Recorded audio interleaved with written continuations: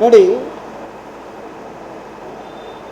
ಇವರು ಪ್ರಮೋಷನ್ ಆಗಿ ಬಂದ್ರಲ್ಲ, ಪ್ರಮೋಷನ್ ಆಗಿ ಅಲ್ಲ, ಇಲ್ಲಿಗೆ ಟ್ರಾನ್ಸ್ಫರ್ ಆಗಿ 30 ದಿವಸಕ್ಕೆ ಶರತ್ ಚೇಂಜ್ ಮಾಡಿ ಆಗ ATIನಲ್ಲಿ ಇದ್ದರು. ATIನಲ್ಲಿ ಇರೋದೆಲ್ಲ ಪೀಠ, ಕುರ್ಚಿ, ಚೇರು ಎಲ್ಲ ಆಂಟಿಕ್.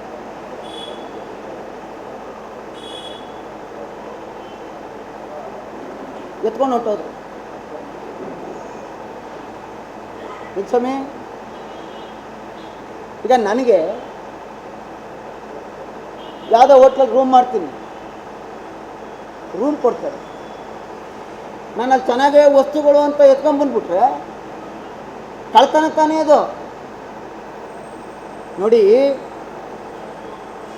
ಸರ್ಕಾರ ಇದೆಲ್ಲ RTI ತೊಗೊಂಡಿರೋದು. ಸರ್ಕಾರ 22 ವಸ್ತುಗಳನ್ನ ವಾಪಸ್ ಕೊಡಿ ಅಂತ ಕೇಳ್ತು. ಹಿಂಗೆ ತಗೊಂಡೋಗಿದ್ದೀರಿ, ಕೊಡಿ ಅಂತ. ನೋಡಿ ಇಲ್ಲಿ, ನಂಗೆ ಗೊತ್ತಿಲ್ಲ ಅಂದರು, ಏನು ಉತ್ತರ ಕೊಟ್ಟರು ಗೊತ್ತಿಲ್ಲ. ಅವ್ರಿಗೆ 76,000 ರೂಪಾಯಿನ ಸಂಬಳದಲ್ಲಿ ಡಿಡಕ್ಟ್ ಮಾಡಿ ಅಂತ ಬರೆದು, ಸಂಬಳದಲ್ಲಿ, ವೇತನದಲ್ಲಿ ಕಟ್ ಮಾಡಿ ಅಂತ ಬರೋದು.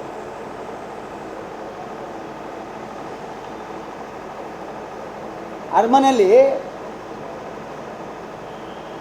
ಈಗ ಧಾರ್ಮಿಕ ಇಲಾಖೆಯಲ್ಲಿ ಆಯುಕ್ತರಾಗಿದ್ದರು.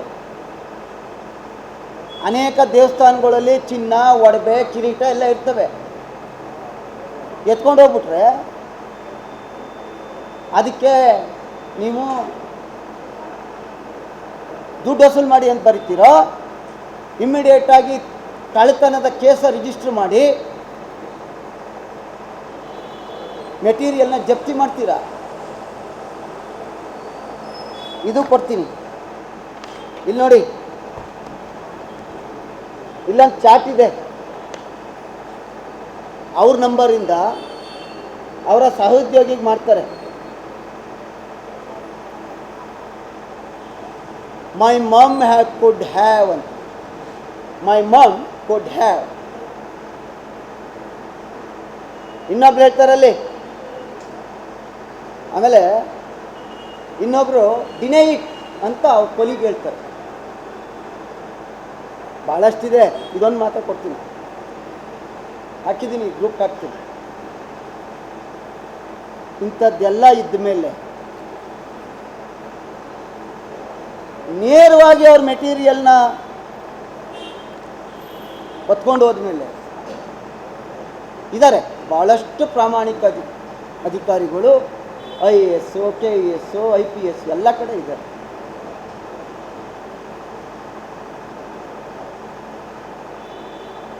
ಇಂಥವ್ರೂ ನಮ್ಮ ಗುರುಗಳು ಒಂದು ಪತ್ರಿಕೆಯಲ್ಲಿ ಬರೆದವರಲ್ಲ, ದಕ್ಷ ಅಧಿಕಾರಿಗಳು ಅಂತ. ಹಂಗಾರೆ ಭ್ರಷ್ಟ್ ಯಾರ್ರೀ?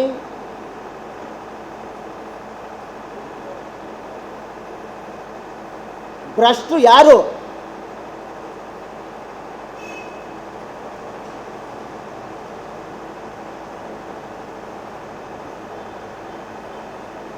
ನೋಡಿ, ಲೋಕಾಯುಕ್ತಕ್ಕೆ ಬರೆದು ಇದೇ ರವಿಚಂದ್ರ ಗೌಡರು ಬರೆದ್ರು ಬ್ಯಾಗ್ಗೆ.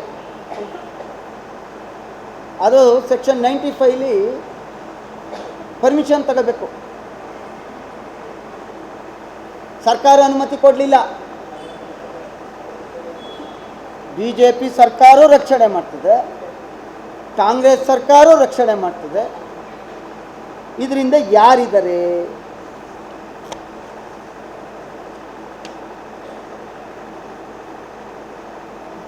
ನೋಡಿ, ಸರ್ಕಾರದ ಕಾರ್ಯದರ್ಶಿಗಳು, ಸಿಬ್ಬಂದಿ ಮತ್ತು ಆಡಳಿತ ಸುಧಾರಣೆ ಇಲಾಖೆ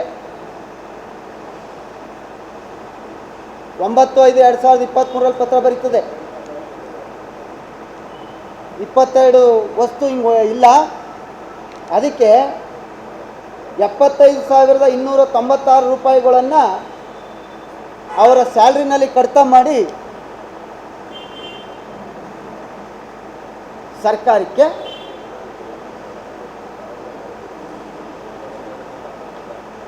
ಇಂಥ ಒಂದು ವ್ಯವಸ್ಥೆ ಇವತ್ತಿನ ರಾಜ್ಯ ಸರ್ಕಾರದ ಕೆಲವು ಅಧಿಕಾರಿಗಳು ನಡ್ಕೋತಾ ಇದ್ದಾರಲ್ಲ, ಅದೆಲ್ಲ ನಮ್ಮ ಗೃಹ ಸಚಿವರು ಹೇಳ್ತಿದ್ರು. ಹಿಂದೆ ಏನೇನಾಗಿದೆ ಸರ್ಕಾರದಲ್ಲಿ ಅದೆಲ್ಲವನ್ನು ತನಿಖೆ ಮಾಡ್ತೀನಿ. ಅದನ್ನು ಮಾಡೋರಿ ಸ್ವಾಮಿ, ಸಾಕ್ಷಿ ಸಮೇತ ಕೊಟ್ಟಿದ್ದೀನಲ್ಲ, ಏನು ಮಾಡ್ತಾ ಇದ್ದೀರಿ?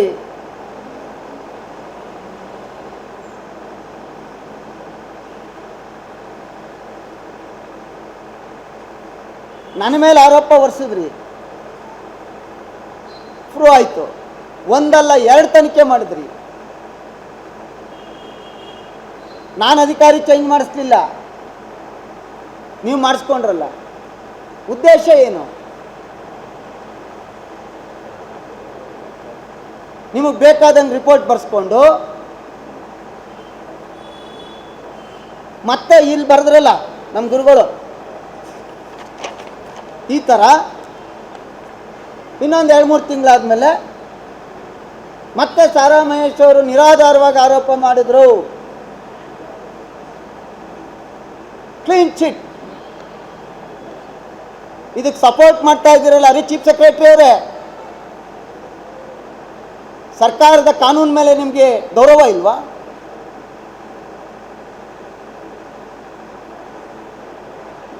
ನಾನು ಹೇಳಿದ್ದೀನಿ, ನನಗೆ ಯಾರಿಗೂ ತೊಂದರೆ ಕೊಡೋಕ್ಕೆ ಇಷ್ಟ ಇಲ್ಲ. ಅದೇ ತಿದ್ಕೋಬೇಕು, ಪ್ರೂವ್ ಆಗಬೇಕು, ಆಮೇಲೆ ಕ್ಷಮೆ ಮಾಡಿ. ಆದರೆ ತನಿಖೆ ದಾರಿಯನ್ನೇ ದಿಕ್ತಪ್ಪಿಸ್ತಾ ಇದ್ರೆ ಏನಾಯ್ತು ಕಾನೂನು?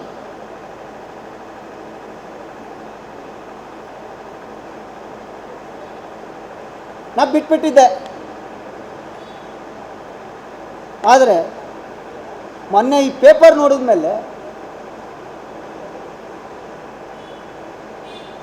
ನೋಡಿಯಪ್ಪ,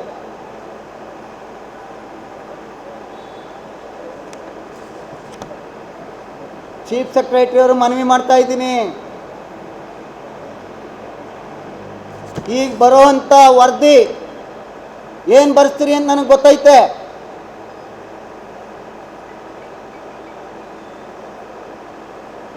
ಎಲ್ಲರನ್ನು ಕೋರ್ಟ್ಗೆ ಹೇಳ್ತೀನಿ. 2-4 ಆದೇಶಗಳನ್ನು ಬದಲಾವಣೆ ಮಾಡಿರೋವಂಥವ್ರು ಯಾರು? ಈಗೇನು ಹುನ್ನಾರ ಮಾಡ್ತಾ ಇದ್ದೀರಿ?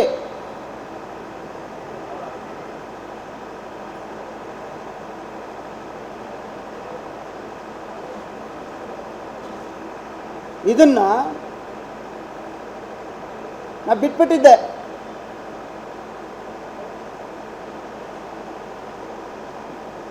ಒಬ್ಬ ಜಿಲ್ಲಾಧಿಕಾರಿಗೆ ಇರ್ತಕ್ಕಂಥದ್ದು 2 ಕೋಟಿ ಆಡಳಿತಾತ್ಮಕ ಅನುಮೋದನೆ, 8.25 ಕೋಟಿ ಕೊಟ್ಟಿರೋದನ್ನ ಇವತ್ತು ಎಲ್ಲ ಬ್ಯಾಗು ಬಿದ್ದವೆ ಅಲ್ಲಿ ಗೋಡನ್.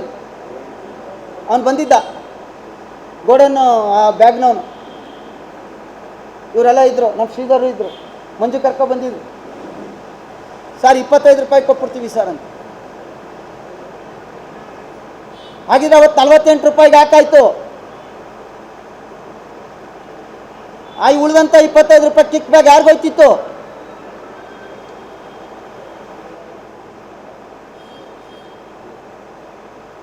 ಇದು ಆಡಳಿತದ ವ್ಯವಸ್ಥೆ. ರಾಜಕಾರಣಿಗಳೆಲ್ಲ ಕೆಟ್ಟವರು.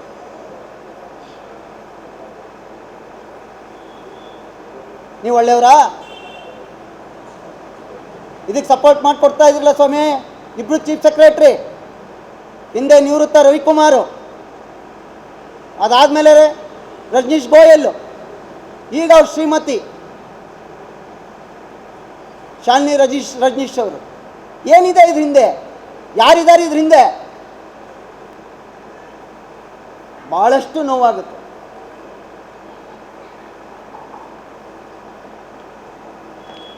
ಇದನ್ನು ನಾವು ಯಾರಿಗಾರ ಹೇಳಬೇಕಂದ್ರೆ ಕಾರ್ಯಾಂಗ ನೈತಾವೆ, ಶಾಸಕಾಂಗ ಒಬ್ಬರ ಮೇಲೊಬ್ರು ಆರೋಪ ಮಾಡ್ಕೋತಾರೆ, ನ್ಯಾಯಾಂಗದ ಮೇಲೆ ನಂಬಿಕೆ ಇದೆ, ಮುಂದೆ ನೋಡೋಣ. ಪತ್ರಿಕಾರಂಗ ಇದೆಯಲ್ಲ, ಇದು ಒಂದು ಅಂಗ ತಾನೆ 4ರಲ್ಲಿ. ಅದಕ್ಕೆ ನಿಮ್ಮ ಮೂಲಕ ಸಾರ್ವಜನಿಕರಿಗೆ ಗೊತ್ತಾಗಲಿ. ನಾವು ಸುಮ್ಮನಿದ್ರೆ ನಮ್ಮ ದೌರ್ಬಲ್ಯನ. ನಿಜ, ನಾನು ಹೇಳಿದ್ದೆ, ಅವ್ರು ಬಂದು ಕೇಳ್ಕೊಂಡಾಗ, ಹಿರಿಯರೆಲ್ಲ ಕೂತು ಹೇಳಿದಾಗ ನಾನು ಹಿಂದೆ ಹೋಗಲ್ಲ. ನಾನು ಇವತ್ತು ಅಷ್ಟೇ ಅವ್ರಿಗೆ ಶಿಕ್ಷೆ ಆಗಲಿ ಅಂತ ಹೇಳಲ್ಲ. ಸತ್ಯಾಸತ್ಯತೆ ಹೊರಗೆ ಬರಬಾರ್ದ?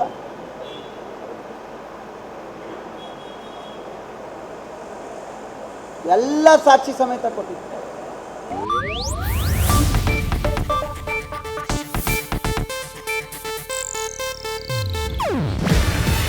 ಇದು ಏಷ್ಯಾನೆಟ್ ನ್ಯೂಸ್ ನೆಟ್ವರ್ಕ್ ಪ್ರಸ್ತುತಿ. ನೀವು ನೋಡ್ತಿದ್ದೀರಾ ಏಷ್ಯಾನೆಟ್ ಸುವರ್ಣ ನ್ಯೂಸ್.